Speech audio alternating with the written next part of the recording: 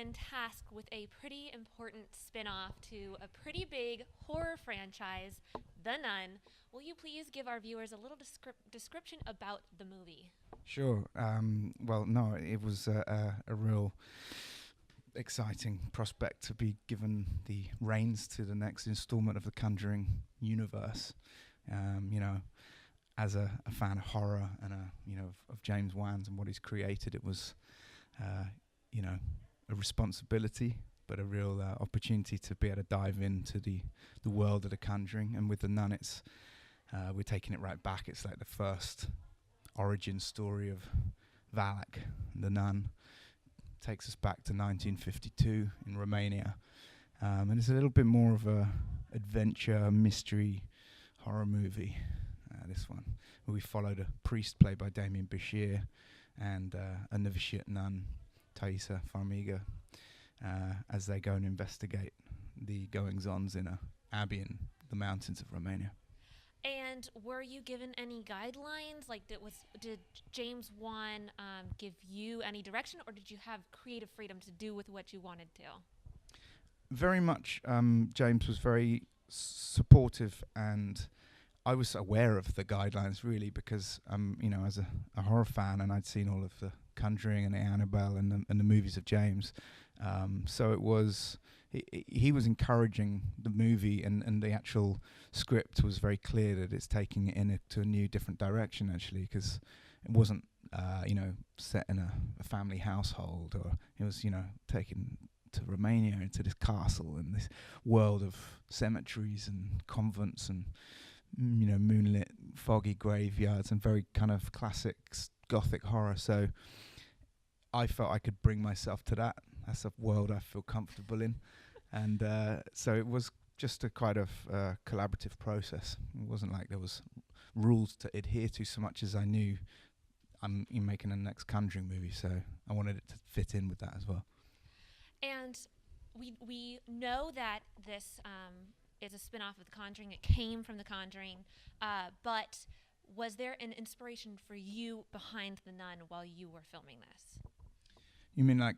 I mean, there was a number of movies that inspired me, that always, I suppose, inspire me, and so what was exciting was having them in mind when making a film like The Nun. It was very, it is, I think the word I would use is classic and Gothic, and there's not a lot of movies, I don't think, that are being, that are being made at the moment, which have this kind of world which incorporates that old style in a way. I mean, the lighting, for instance, is very much gas lanterns and candlelight and moonlight, and it's a period movie. But so it was. I can't remember what you asked me. Your take of The Nun, like what inspired you? Oh yeah. So yeah, no, it was I guess classic movies. What I grew up watching, what James grew up watching, Gary Doberman, Hammer horror movies, Dracula, Exorcist. Actually, The Exorcist 3 was one which, really I've always loved as well. It comes from mysteries like Name of the Rose. I rewatched Black Narcissus to sort of get inspired by rich kind of colours and compositions. Coppola's Dracula. So it was like really exciting to be able to incorporate that. Maybe a little tiny hint of Temple of Doom as well. Oh, nice.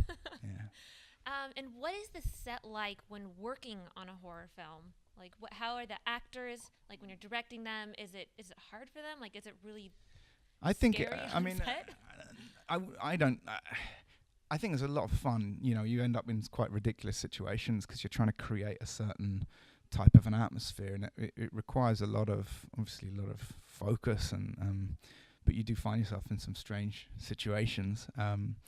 But I tried to make sure everyone feels like comfortable and enjoying the process of getting through a movie like this. It's pretty intense, There's a lot of late nights and out in the middle of Romania in the night in a cemetery, in a grave or underwater or in a dark tunnel. Being, the actors got put through a lot, But then I think my mission at the start is to find actors who are the best, but also who are up for going for it, and I think horror movie, it is a lot of fun to make, but like this, it can be, you got to find people who are up for the challenge, you know. And Damien Bashir was very much, you know, wanting to do his own stunts, and so I'm getting really distracted. I'm so sorry. No, that's fine. Yeah. What were we saying? Just the feel on set. You were talking about like how it was filmed in Romania or the settings in Romania, and Right. Yeah. No, it was very. you made the actors feel comfortable. Yeah. Yeah. And it was real authentic locations Yeah. in Transylvania, in North Romania. So we were in, you know, castles and convents and ice houses and in the rural villages there as well. And taking on these authentic settings, did you guys find any hauntings? Like, was there anything creepy that happened on set that? Yeah, there was actually. Really? There was a few things. I mean, I'm sort of firmly entrenched in just creating something, so I'm not thinking of anything really scary going to happen. We did. New Line always has a priest come and bless the sets as a precaution because of the movies. Smart these days. Yeah, and so we had a real Romanian priest come and did a whole kind of practice, and he brought out this holy water and was splashing it all over my face at one point. But then there was a period halfway through where it was getting pretty intense. Everyone was getting quite tired. We were filming late nights, and we were in a underground bunker, like a fortress called Mogashoia Fortress, a real Romanian fortress that was used to house weapons, and throughout the war. And I was filming this sequence in this corridor of crosses, 200-foot long, deep, dark, dank corridor. Oh. Thaisa was in there, and the camera was on a long track. We're having to do this complex movement, and the only place for me to be able to sit to see what the camera, look at my monitors, was one of these like cells off of this long corridor. So if you imagine a 200-foot long dark corridor, it's pitch black down there. These cells off the side, I'm situated inside one. There's only one door in and out of it. And as I walked into the darkness, I saw two men sitting in the room who I presume were part of the sound department, just sort of sitting watching. So I sort of said hello and, turned my back on them because I'm watching the monitors and they were sitting just there. And I was concentrating on a shot and coordinating it and just shouting out things. And it took a while, and half an hour later, I got the shot. And I was like, brilliant, yes, you got it. And I turned to the men to say, like, did you see it? Turn over, and there's no one in the room. And there never was anyone in the room. They were, and there was the only way in and out was this door in front of me into the corridor. So I genuinely felt like I had a little run-in with a pair of Romanian ghosts. Wow. Maybe soldiers who had died in this building. Yeah. I mean, well, it seems only fitting, and I guess it kind of adds to the essence of the movie, right? Yeah. And it sounds like you had to film in some complicated locations. Did that affect your creativity in filming? Like, did you have to make do with what you had, or? I mean, for me, it's always a really good start to try and do everything for real as much as you can with locations and effects and practical effects. And part of, I think, the end result of a movie that makes you scared or believe the world is that it all feels grounded in a sense. It's not a movie that looks very CG. Yeah.